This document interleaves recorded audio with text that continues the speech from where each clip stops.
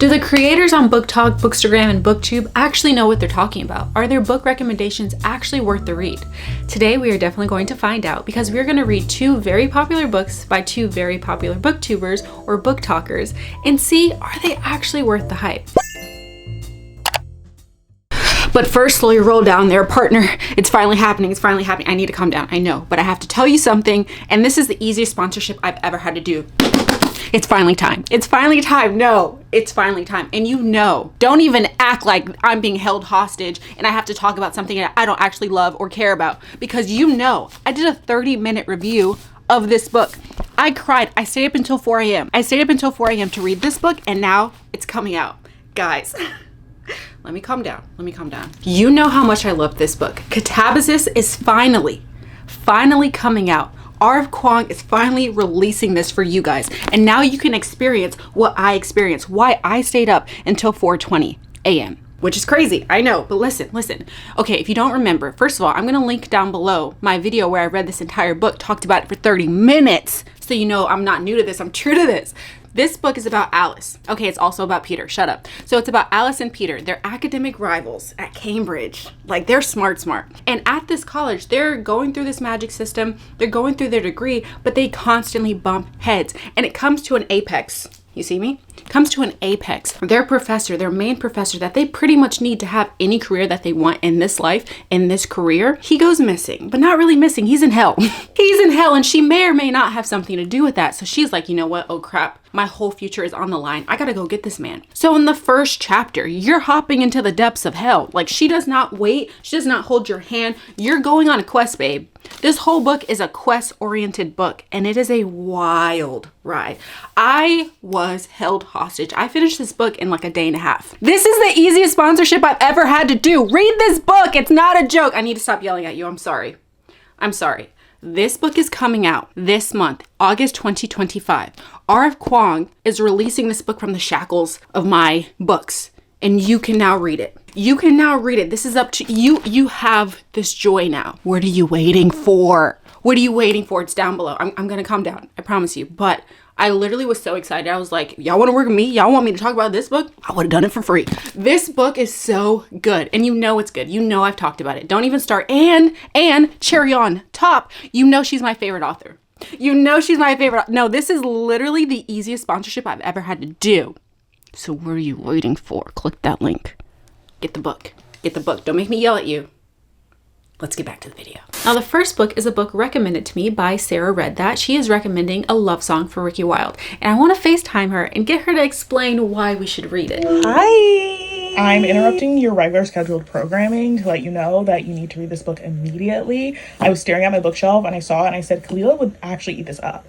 Like, this is your breakfast, lunch, and dinner, and then also dessert. Like, you need this book. It's based about this guy who was a jazz player in the Harlem Renaissance, and then he's low-key immortal. So fast forward to like 2020-something, modern time, New York City. He's still living there, and then he meets this girl whose family owns a funeral home conglomerate in Georgia, but she doesn't really care about the funeral scene. The only thing she's ever liked from them is the flowers. So she moves to Harlem to open her own flower shop, and that is where she meets the boy, and they fall in love, and it was one of the most romantic books I've ever read in my life. I read it during a 24-hour readathon, but honestly, I probably wouldn't be able to put it down even if I wasn't trying to do that challenge.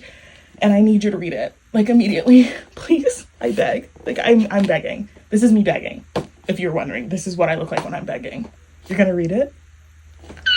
Okay, cool. Thank you. Let me know how you like it. I love you. Bye. With a description like that, it's pretty hard not to want to read it. And plus, if you've been watching a few of my recent videos, you know that I've already started it. And to be fair, I'm really enjoying it, so we're gonna finish it throughout this video. But we need to see what the second book is, which is Blood Over Brighthaven. This is a book recommended to me by Kenzi Books, and I know her taste is so good. Now, I know that she usually reads fantasy books, but I want to see what is so special about this one. Hi, Queen.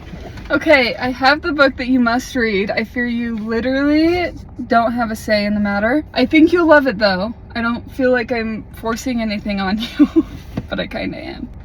Blood Over Brighthaven by Emma Wong. I really think you'll love it.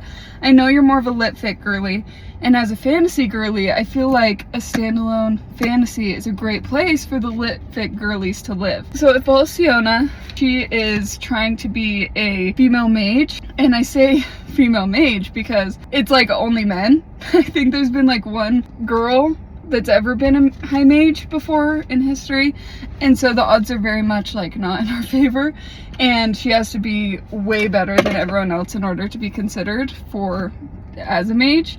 But yeah, we basically follow her. The magic system's cool. You like type in this typewriter and this is like magic coming out. It's cooler when you read it. I don't know how to explain it. But we start the book with like her going to this exam that she's like prepared for forever. And she goes to this exam and she has to like do spells or whatever. And if she passes, then she gets to be a high mage and go to this like magical school of sorts. Like it's kind of a school, like research, like a research place. But it has that academic vibe, that academic feel that's really fun. And then like there's strong themes of like corruption, elitism, exploitation. It packs a punch, it's emotional, and I really think that you'll love it. I can't wait to hear what you think. It's one of my favorite books of all time. It's definitely my favorite book I've read all year, and it's definitely left a very big impact on me. I think about it all the time. I'm excited for you to read it. I can't wait to hear what you think. Love you, bye. That sounds so good. I love dark academia. I love like heavy discussions in books that are masked in something that's super simple, like fantasy, or something that's a little bit more approachable so that we can have those harder societal questions and topics. So I feel like this book is definitely going to scare me, but I think it's going to be necessary, and I think it's going to be uncomfortable, but I also believe that it's going to be something that I need to read. Now, the little caveat to this video challenge is the fact that I also recommended a favorite book of mine. I am a part of the BookTube, Book Talk, Bookstagram community, and I'm constantly recommending books. So I want to know unbiasedly how my book recommendations stand up to everyone else. So naturally, the book I recommended to them is Eleanor Oliphant is Completely Fine. Now, you know why I love this book. This book is absolutely incredible. Let me grab it for you. If you're new here, Eleanor Oliphant is one of my favorite books, and this is my favorite book because it's about a young girl in her late 20s who lives a pretty mundane life. She literally just goes to work and then comes back home, rinse and repeat over and over and over again. And she's very quirky. She doesn't have any social skills, and you don't really understand why until later on throughout the book, where they reveal a little bit more about her history and why she is the way that she is. This book is phenomenal because it talks about a lot of hard, heavy-hitting topics with a sense of humor and satire. And I believe that it's a great way to have like your medicine but with sugar. It's not so hard to digest because she's also super funny and just so ridiculous that you can't help but laugh even while you're crying. And I want to know, is it just me? Is it just because I relate to Eleanor so much that I love this book, or is this book genuinely good? So throughout this video, we're gonna figure out if they actually love this book, if it's just genuinely a good book, or if I'm crazy. And because we're already halfway through a love song for Ricki Wilde, I feel like we need to finish this first before we start Blood Over Brighthaven. So let's get to it.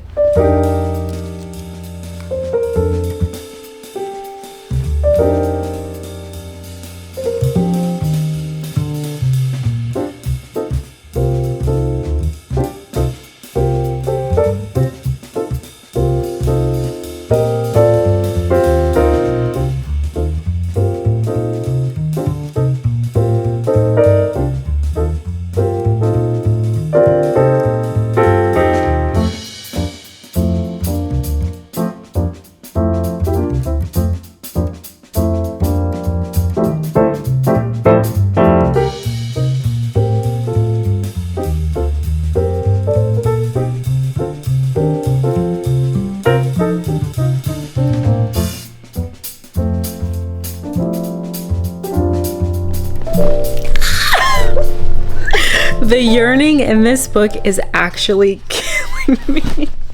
It's killing me. And usually it's very strange because usually I love a slow burn. I love when it takes them time to fall in love with each other and be obsessed with each other.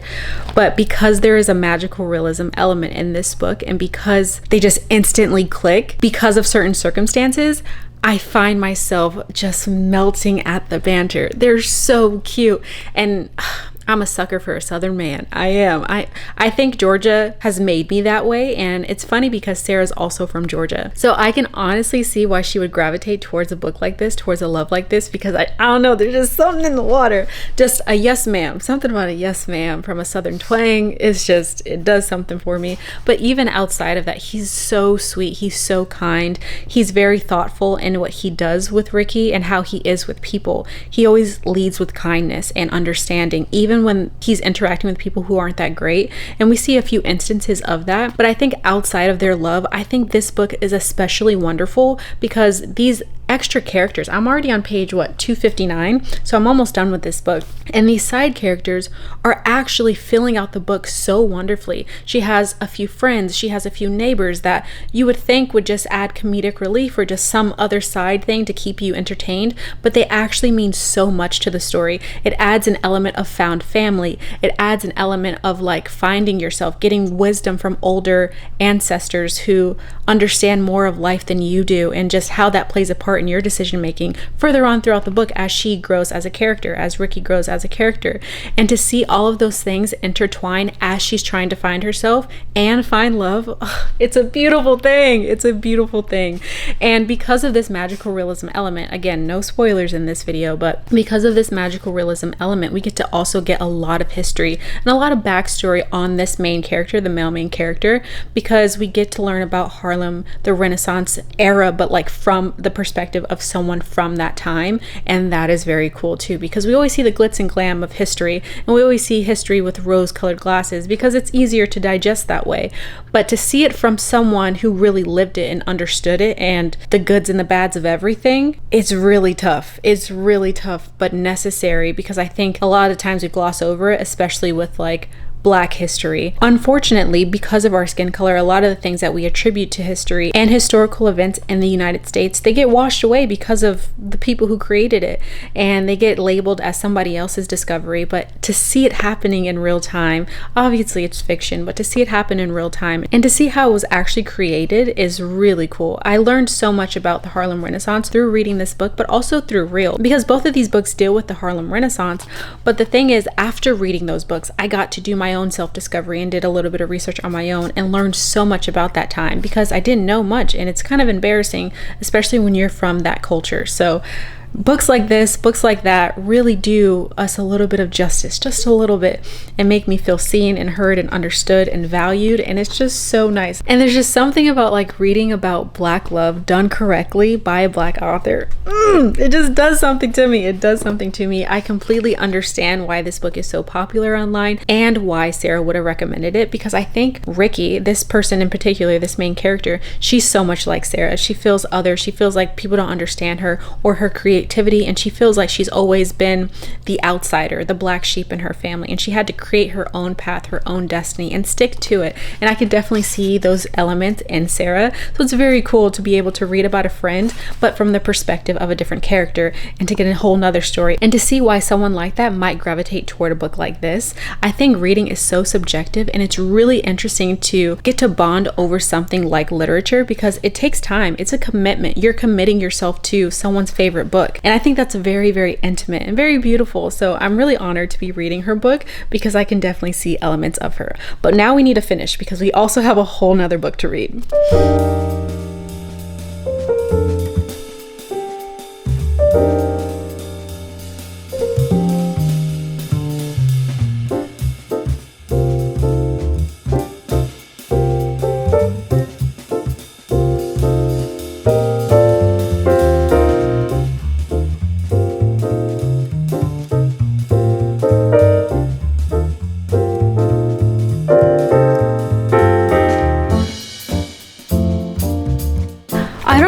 But at the end, this book got me to cry, and I think it's because there's something about an older Black woman just loving on you.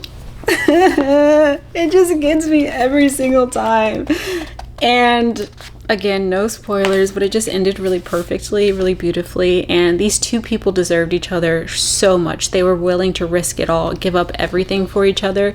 And the fact that they somehow made it and are so in love was really beautiful. But outside of the romance, this book packs a punch. Not only do you get a taste of Black history, the plight that we had to deal with as Black people, Black culture, as well as what we still deal with today in 2025, which is really sad, but you also get a little bit of hope because of these characters, and I really enjoyed that. And I think that being able to see Ricki evolve over time throughout this book was such a beautiful thing, because she starts off so unsure of herself, so like unhappy with her current situation, and just not believing in any of the things that she can do, and just being able to blossom like that was almost like motivating for myself, or people who feel different, or like the weird Black girl, because that's another thing too that this book tackles. It's the fact that we are defined by stereotypes often as a minority, any minority, but as a Black woman in particular, you're definitely defined as like who people expect you to be. So your presence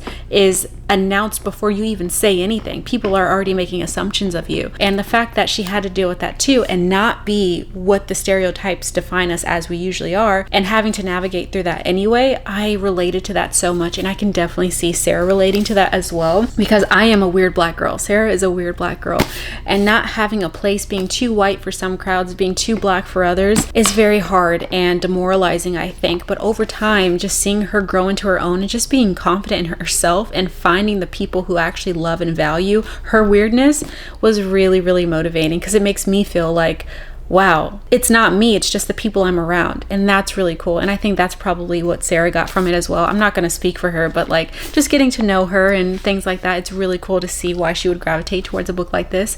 Now, after some thought, I think that this book is either a 4.5 or a 4-star for me. It was so good, but because it took me so long to read it, I think I have to blame myself. It's not the book, it's like the time. I think it's one of those things. I feel like it would have hit me harder if I read it all at once. She read this book all at once, and I think that it would be a definite 4.5 star. I'm just not sure, because I kept picking it up, putting it down over weeks, so I just can't say it's a 5-star, and I'm not sure if I can say it's a 4.5 star, but either way, so far, the booktubers, the book talkers, they know what they're talking about. This book is definitely worth the read. Now we have to get to our second book, which is Blood Over Brighthaven. But before we do that, I just want to check in and see if anyone has finished the book. Now, you guys know Eleanor is my baby, so if they don't like it, tears may be shed. Tears may be shed. I don't know. Let's see what Sera has to say about it. Leela, my sweet baby angel child. Hi. How are you? How's your day going? You're looking absolutely divine. BTW, just want to let you know that. Absolutely divine. I am interrupting your regular scheduled programming to let you know that I have finished, hiccups. To let you know I have hiccups. But also to let you know that I finished Eleanor Oliphant is completely fine, and I am not completely fine. I'm not completely fine. I messaged you the other day, and I was like talking about right when I finished it, and like I had some thoughts about like how certain things were handled, and like felt like there wasn't much closure, and I felt like the story was just so open-ended. And then you were like, well, life is open-ended, Sera. Life is open-ended. It doesn't all end in a happy ending. And I was like, you're so right. And I've been sitting with that the last couple days, and now I'm like, okay, well, damn, that book really like punched me in the gullet. And I loved it, because I felt like the way Gail wrote the book, it feels like you literally are Eleanor, whether you've gone through those things or not. And I've never gone through the things Eleanor's gone through, but I could feel like the way she was thinking, and it really made me understand people in my life who may have gone through those things as well better. And Eleanor was just so real and true, and so viscerally herself. It was so motivating, and it motivated, is that what I'm trying to say? And inspiring. Yeah, it was those two things. She had me in the first half with Raymond. I felt the same way she felt about Raymond in the first half, where I was like, but by the end, I would literally die for both of them. I would die for both of them. Like, I'm actually so obsessed with them. And it was just really cool to see her kind of growing into herself, and how patient Raymond was with her. I'm just like in awe. And you know, I'm not a literary fiction reader, but this, dare I say, made me kind of want to read a literary fiction book, another one, but like, give me a second to breathe. I know you're gearing up the Rex already. Give me a second to breathe, okay? But I loved it. I loved every second of it. It was really cute. Thank you so much for the book rec. I loved it. Are you going to show this to your audience? Can you like screen record this and show this to them? Okay, I want to show them my breakfast. Okay. So I have an English muffin with turkey sausage and Colby Jack cheese and strawberry jelly, and it's on our Christmas china because I didn't want to do dishes. And then I have the little naked blueberry smoothie that Kalila bought me when I was feeling like I was having a bad day. And every time I drink it, I think of you. Love bug. Anyways, that's all I have to say. I'm gonna let you get back to your day. I know you're a busy gal. I love you. Thank you for the book rec. And everybody, show this to your audience. This part, screenshot this for y'all. Better like and subscribe and comment for my sweet baby angel. My sweet baby angel. You better. Do you think they're gonna do it? I have a domineering aura, so I think they will. Anyways, love you. Bye. Oh my gosh, I'm so glad she liked it. Yeah, I think the reason why I enjoyed it so much is because I related to Eleanor so much. So I could understand why it wasn't like a perfect 5, 6 star for some people, but I'm really glad that she enjoyed it regardless. Now though, it is time for our second book of the day. We are killing it, by the way. Being able to read all of A Love Song for Ricki Wilde and then starting a new book, amazing. So now we need to get to this. I am afraid. But you know what I feel like it is? I feel like I'm staring down this huge wave in the ocean, and I know it's going to hurt, and I know it's going to be a lot, because the topics that she said this book is about seem very, very heavy, but I think that it's going to be one of those things where you absolutely need to read it, and it's going to be painful, but it's a necessary painful because it's going to make me think and evolve a little bit, and that's the whole point of reading. Yes, it's supposed to be fun, but yes, it's also supposed to be enlightening and challenging as well. So I'm ready for the challenge as much as I'm going to be. Let's get started.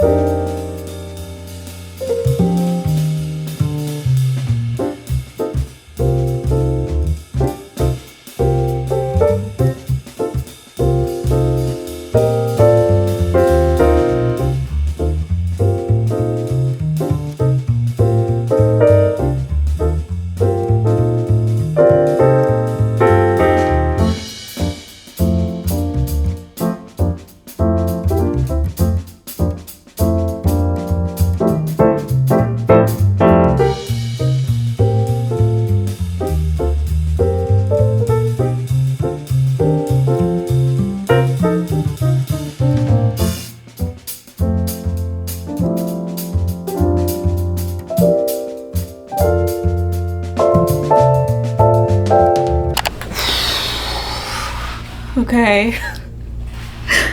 Oh man. This is a sorry. This is a really hard book. It's a really, really hard book, but it's such a good book.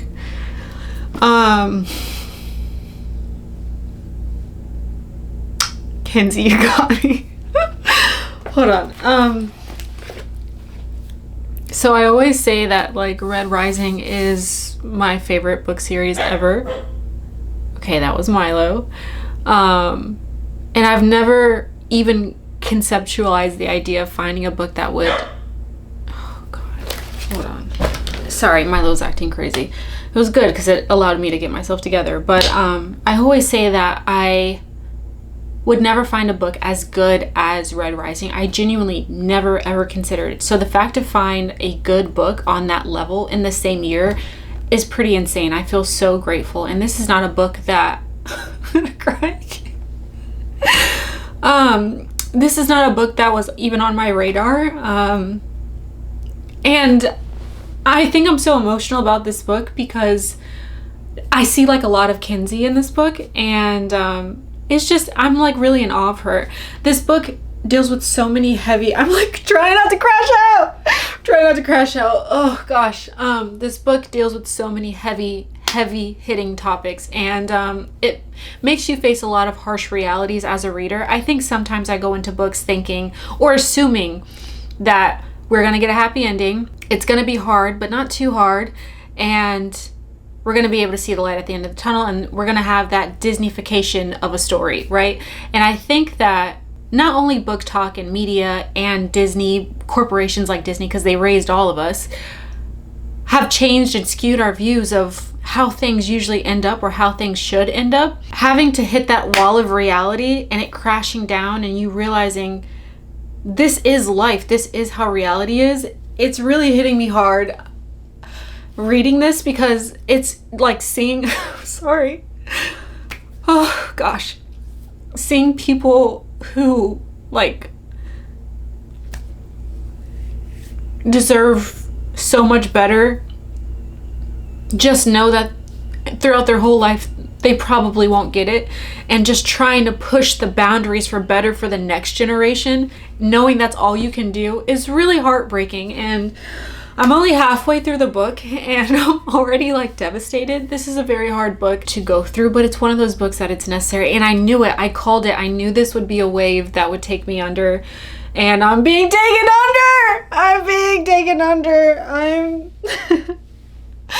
I'm going through it. No, I am. And just seeing this character, Sayana, having to deal with the fact that she's in this majority, right? She's a part of the group of people who are privileged in this society, right?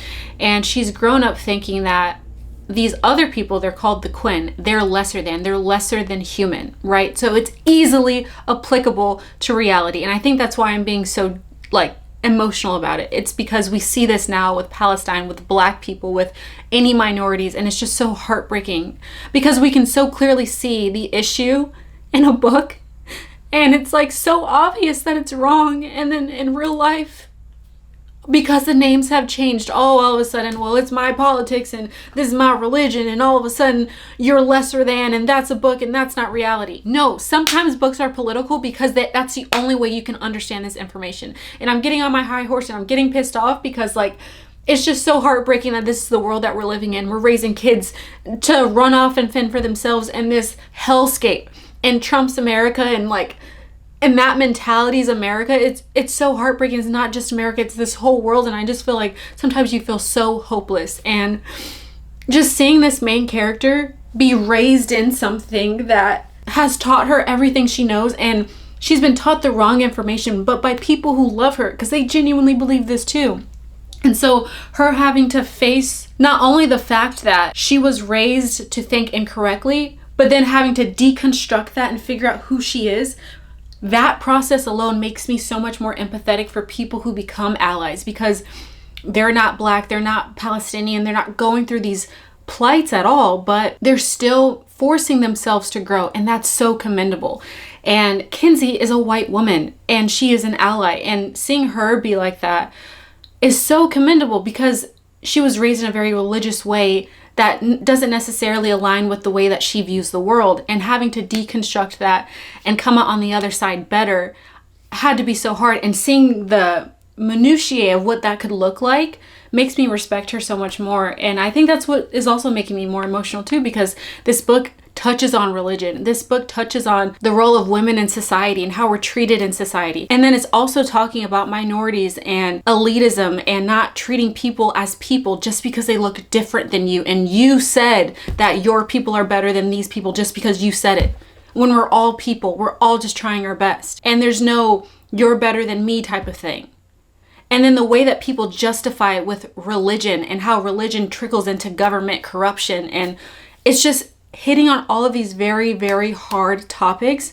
And it's just making me hurt for her so bad because no one wants to be a bad person. Most people don't want to be a bad person. And her realizing that she is like the devil in somebody's story and having to deconstruct that and figure it out and realize and face that truth is really, really hard. And there's so many lines. I am not an annotator. I do not annotate my books. I like to keep them pristine and perfect because I don't know, I'm super anal about those things, but I could not help but write down things, scribble in the margin, and just tab so many things. I'm not a tabber.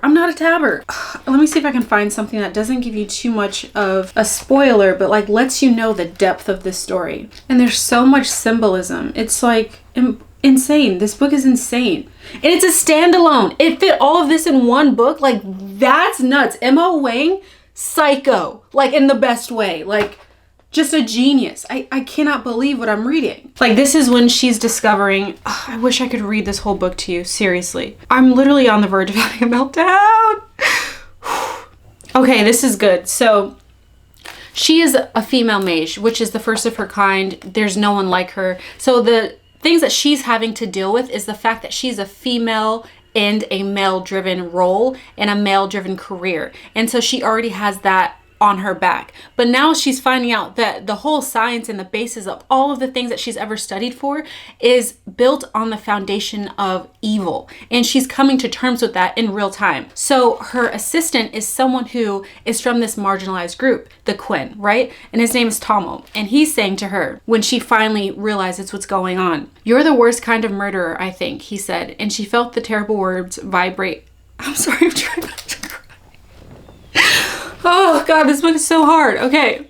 "You're the worst kind of murderer, I think," he said, and she felt the terrible words vibrate against her knuckles. "The kind who won't even see the crime. You've never worshipped a God of truth." As roughly as he had pulled her hand to his chest, he shoved it away, disgusted. "You worship delusion." And I think that is a very profound statement, because I think that when people finally have to face the truth of the matter, of whatever that means, like their racism, their prejudice, their injustice, whatever that means. But if it's so rooted in who they are as a person, when they find out that truth and still turn against it, this is what he's talking about. And you can see how obviously it's not right to see injustice and turn your eyes away. But I think it just made me understand we're all human, and I'm being way too empathetic here.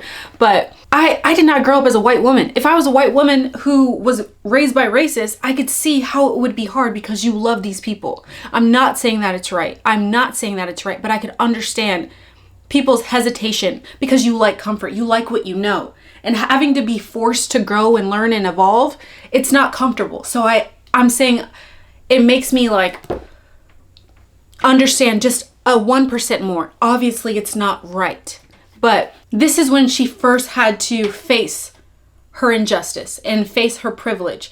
And just seeing how that played a part in her slow development and then who she becomes later on was super profound. And again, I can go on forever about this book, but I don't know what to tell you without giving you too much. Hold on, let me see. Ooh, this is good.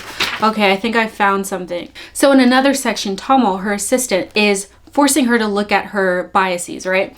And it has a great conversation about intent versus impact. So it doesn't matter if you intend on being a good person or intend on doing something right, but what really matters is your impact. What did you leave that person with? Okay, if I tripped and accidentally hit you, I accidentally hit you, but the impact is that you're still hurt, correct? And so he talks about the difference between impact and intention, and how if you constantly intend to do good but never do good, are you a good person? If you constantly intend to be bad but your output is good inadvertently somehow, are you a bad person? And I've never considered, not truly considered, impact over intention and how that could play a part in morality. And he explains it really well here. So he's talking to her and he says, well, first she says, "It doesn't seem fair." And then he says, "But it's only fair to the world he leaves behind." Tomo's voice had risen slightly. "This is the balance of the universe. It is only right for the world to bring back upon him what he brought upon the world. This is why I can't worship your God or agree with what he measures virtue. He allows this gray space for delusion. You take a void and name it goodness, and is it so? If you can lie to yourself that you're a good person, despite all evidence, then suddenly it is so? Then, within this system, anyone with enough self-delusion can admit himself into heaven. This is nonsense." Like, what? What? Kenzi? Kenzi, this book is actually tearing me apart. This book is actually tearing me apart. It's so good, but like in such an awful good way. I feel like I'm getting 1,000 shots. I'm getting 1,000 flu shots at once. I know it's going to be good for me, but geez Louise. I don't even write. I never write in my books. But here I wrote, "This is the issue with discrimination." And I'm just going to read it to you and then we're going to get back to it so I can find some sanity. This is where she's finally coming to terms with her place in history and what her people have done and what she can do to change the tides, or at least change her own destiny. And so she's talking about how the guilt was eating her alive and what has made her feel like she has a purpose. And so she's explaining this to Tomo, who is a part of that community. And she's trying to explain the pain that she was going through because the guilt was eating her alive. And then she realizes, like, he is the person who is being hunted. He does not care about my tears, my white savior tears, for lack of better words.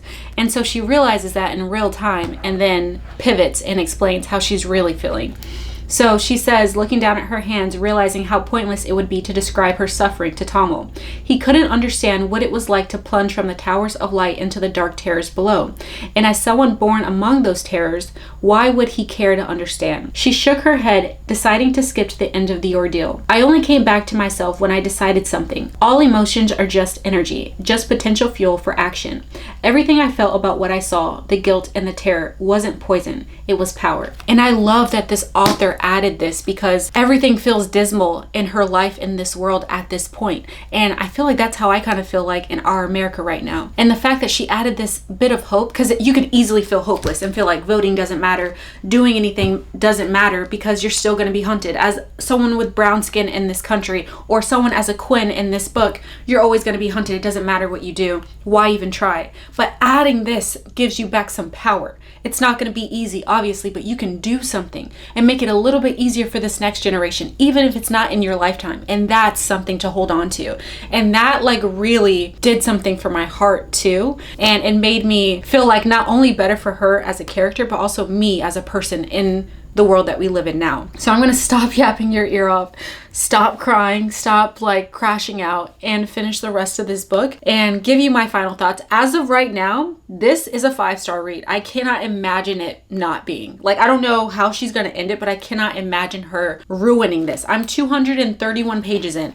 There's no possible way. I think the book ends at like 4:15. 4:17. I doubt she's going to ruin it, but let's finish it, get it together, and I'll give you my final thoughts.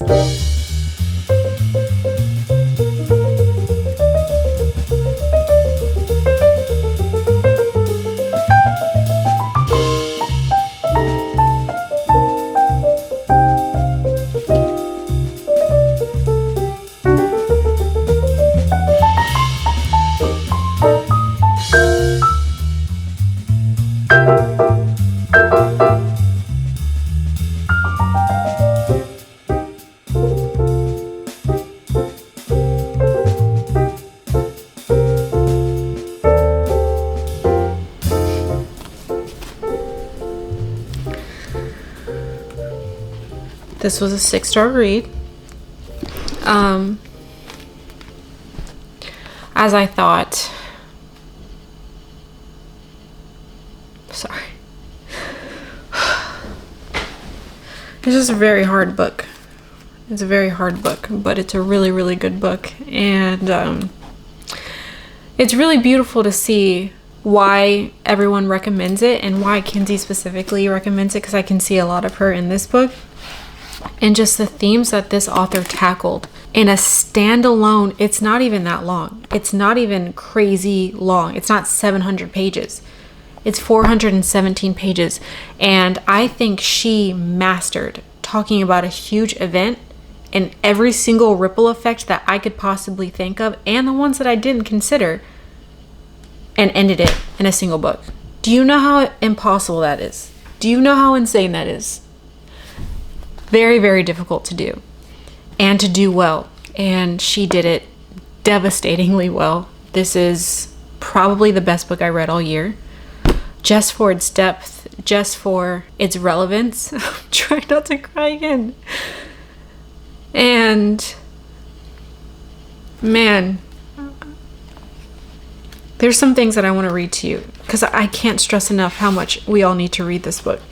I think current events is making this so hard for me to just read as a book, and I read it very intentionally. So I listened to the audiobook as I was reading the physical book, and just the full immersion made it hard to miss. And I think that if you read this book, which you should read it in a day or two, because you need to feel the whole impact, the ugly truth, the uncomfortability of it all of it, to see why it's so important, especially with today's times.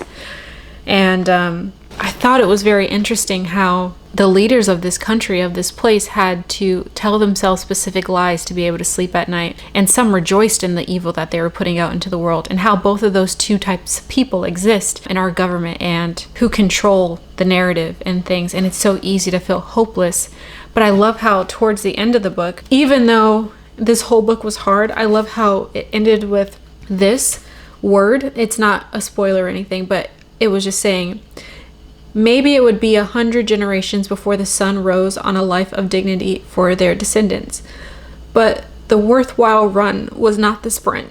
And I thought that was very nice to end somewhat like that, because I think that like gives us hope in reality too.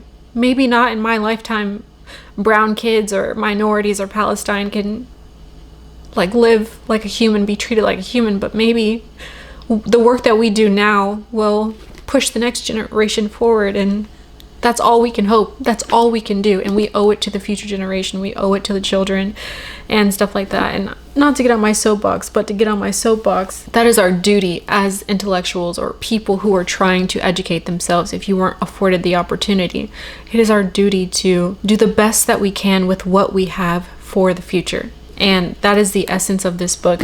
It is a very hard book. It's a very hard book, but it's necessary. And I think it's important to educate ourselves. Reading is fun, but I think a lot of the times the people who are reading now are just people who like the idea of being considered a reader and aren't really reading for the love of reading. I think in its purity, in its essence, reading is fun because it takes you away from the world in some aspects, and it's fun because you fall in love with these characters and these events and you learn something. And not every book has to bring you to tears and break you down, but some should. That is a fact. Some should. And I don't care what that makes me, what you call me or consider me, because I'm pretending like I'm holier than thou or whatever people say. It's just some books should make you uncomfortable, because you should always be growing. You should always be evolving. That's a fact. And this is not a fun, fluffy, oh, that was such a cute book. No, this book is going to make you very uncomfortable. And just FYI, this book starts off very fun. I know I'm devastated, I look devastated, I sound devastated, but the magic system is very cool here. The world building is so cool. Like, the idea of this world is very cool, but she had a bigger mission than just a fantasy novel. The fantasy is a ruse for what's really going on. I think it's almost a way for people to understand what's going on in the world right now. Truthfully, that's how I feel, because that's how it's hitting me. And as the minority in some aspects, and the group that's marginalized and faced with these injustice, I see it clear as day, but sometimes people have to be taught in a different font, especially when they're not a part of the marginalized group. And this does this so well, because you change the name really quickly, you change the name to Quinn, then all of a sudden they're removed from your emotions and how you were raised, and now you can see, oh, how they're being treated in this book is bad. But then you bring it to real life and suddenly you don't understand anymore. And I think that's very interesting. And I think that's why we need books, because people are very quick to stay in their comfort zones, especially when it comes to ideology that they were raised on by people that they love. Objectively, the people that they love and good people in general can still have very bad views and pass those bad views on. That is an objective fact. And I think that this book did a great job of deconstructing it all to oblivion. I also liked how this book talked about cultural appropriation and how creativity and art is stolen from minority groups, and there's an amendment here or a change there, and suddenly it was always theirs all along. And I love how she mentioned that here. And I think that out of all the things, one of the things that I think was absolutely incredible in this book that she did so well is the discussion of violence once a marginalized group is so sick and tired of being bullied or hurt and harmed for years, for generations, and it inevitably ends in violence.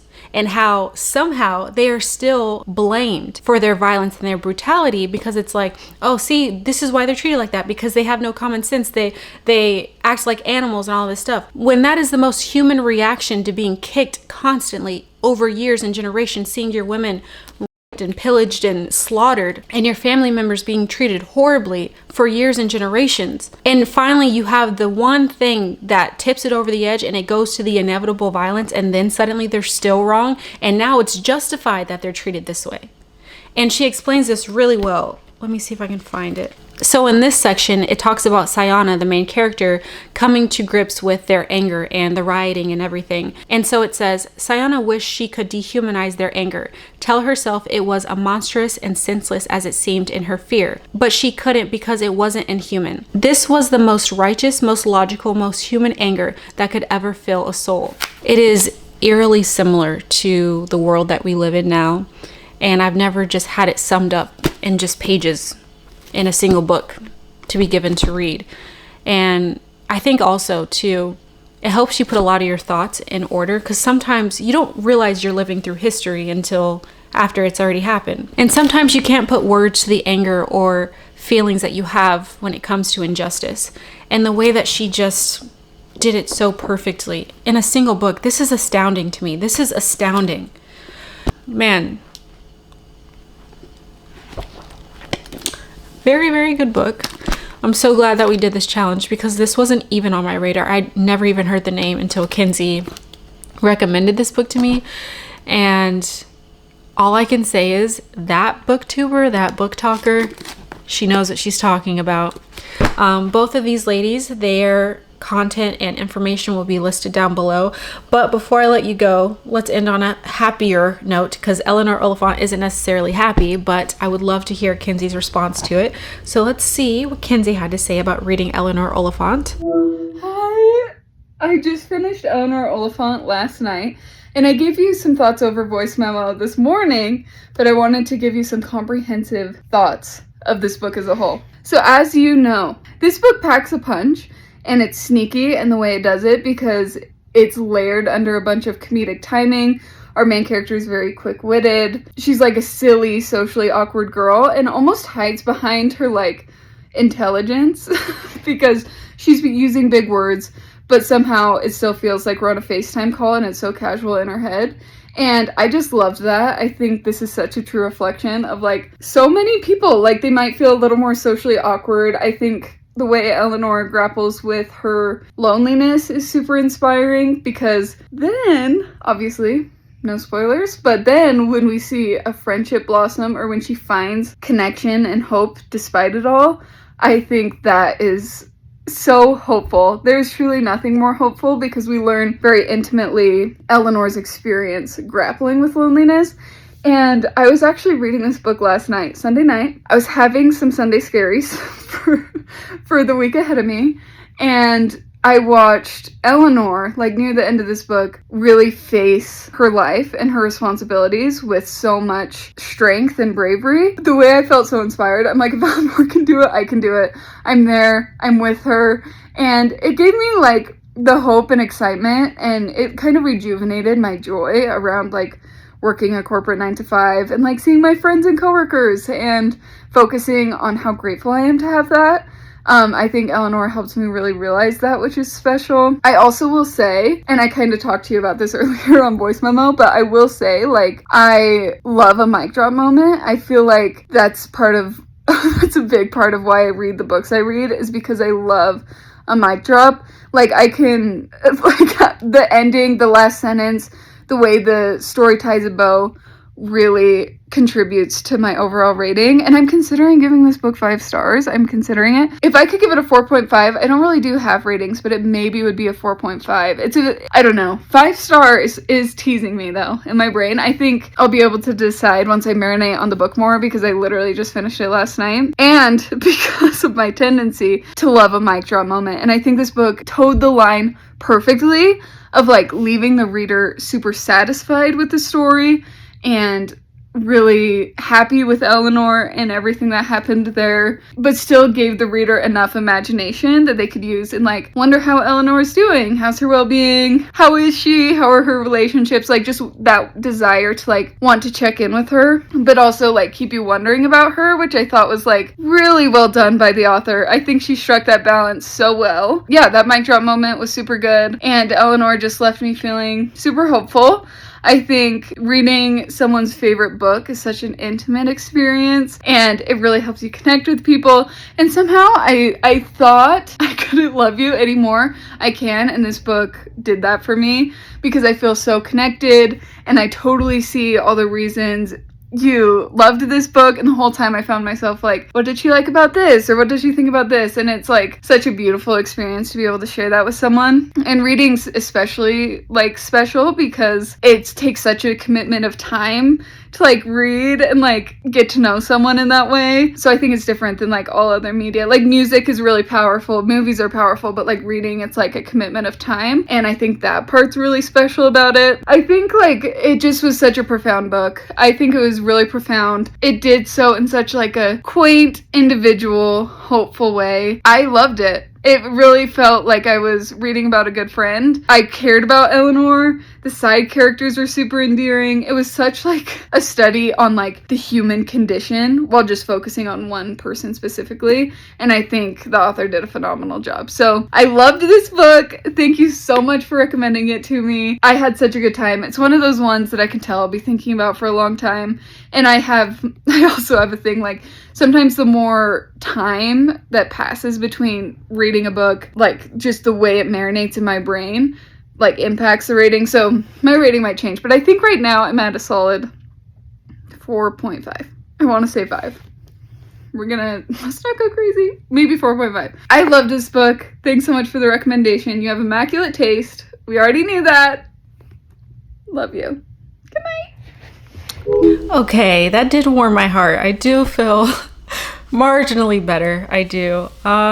This challenge was super fun. I did not expect to cry, not one time, let alone multiple times. And it's just the power of reading. Seriously, I'm so glad that we did this challenge. I never would have read either of these books. First of all, for sure, I never would have read this one. I fear the more I think about it, this is the best read of 2025 for me, and I never would have read it. So thank you so much, Kenzi, if you're watching this. Literally, thank you so much. It is a necessary read. I could flip through all of my notes, all of my thoughts, and cry literally right now. But I think the moral of the story is there are some content creators who definitely have amazing book recommendations. Here are 2 great examples of that. Again, all of their stuff will be linked down below.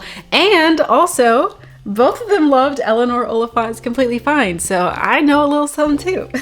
So make sure you like and subscribe. I ain't cry for nothing.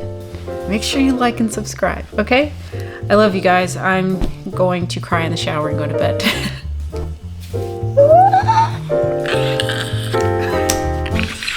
Do you guys remember that meme where that kid's like, that's how I feel inside. All right, that's all. Love you so much. I'll see you guys in the next video.